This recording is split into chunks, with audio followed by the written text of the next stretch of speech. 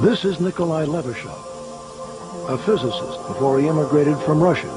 He calls himself a mind healer. And this is Isabel Pritchard. She has cancer. In desperation, her parents turned to Nikolai Levashov.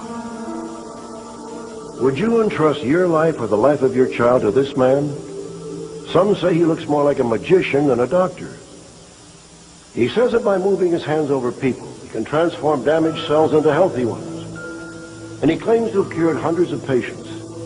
The parents of little Isabel Pritchard hope he's right. Isabel was born happy and healthy. Then at just 2 months, an ominous bulge appeared on her forehead. She became racked with pain. Her odyssey had begun. It was terrifying to imagine that there would be something in there, in her head, that was causing her so much discomfort.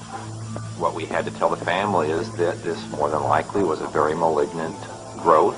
If surgery was not done, Isabel would not have lived more than a few weeks due to the elevated pressure on her brain. Dr. Muhonen immediately operated on Isabel. He removed a tumor bigger than her fist from the baby's skull. Tragically, the growth was malignant.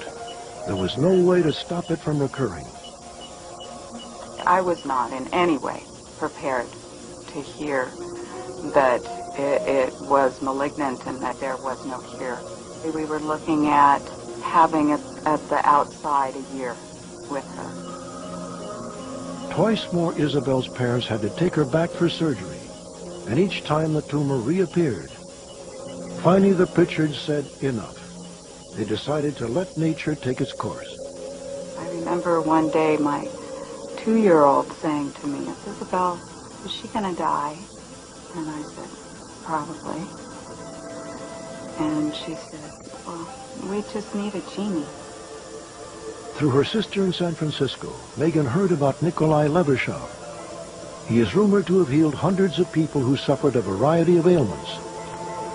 But he may charge as much as $300 per 15-minute session. He sometimes adjusts his fee according to his patient's financial situation. We can start. With Isabel near death, Megan hoped he would be their genie. After her first 15-minute visit to the healer, Isabel vomited and had diarrhea for a full day. Surprisingly, Nikolai was pleased.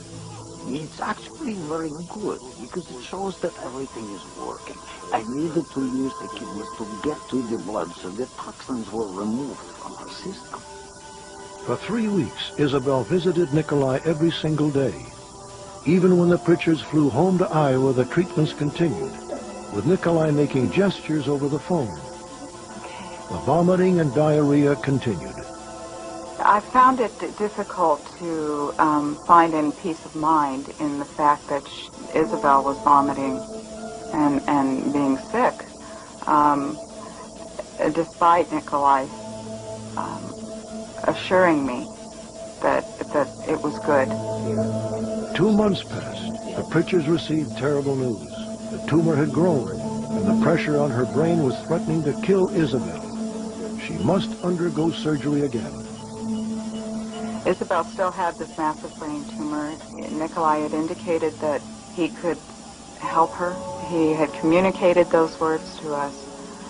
And of course my reaction is, well, prove it, show me. Had Nikolai sold them a bill of goods? The Pritchards held on to a faint hope that Nikolai could still help, just as he reportedly had helped in so many other difficult cases. Would Nikolai's treatment work on her? She did undergo a 4th operation to remove the mass that had regrown. This time, Dr. Muhonen found that the tumor had changed. What we found inside the tumor was distinctly different from what we found at the time of the first 3 operations. I was surprised to see that this thing was not growing in such an infiltrating fashion as it had been at the time of the first 3 operations. But Isabel still wasn't out of the woods. Her pathology report revealed that cancer cells still remained. My husband and I called Nikolai after the surgery and indicated to him that there was still cancer. He told us not to worry. that now that the tumor was gone, that he could prevent it from coming back. The psychic healing continued in person and over the phone. 3 months after surgery, Isabel had another CAT scan.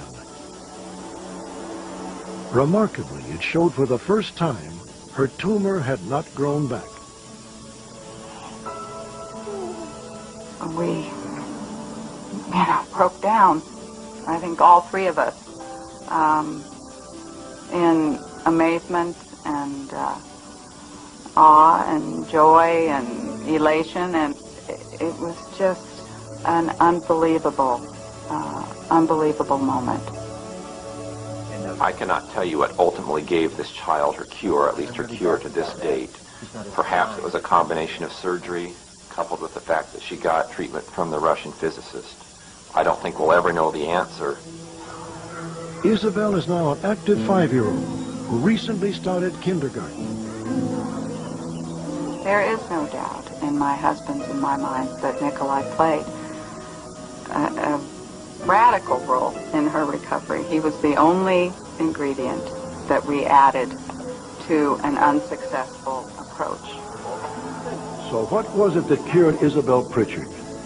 Is there some power that can't be explained by science? Or was it just coincidence? It is important to note the skeptics in the medical mainstream give Nikolai Levashow's methods little or no value. But Dr. Muhonen believes that Isabel is one of a handful of people in the world known to have beaten the type of cancer that nearly killed her.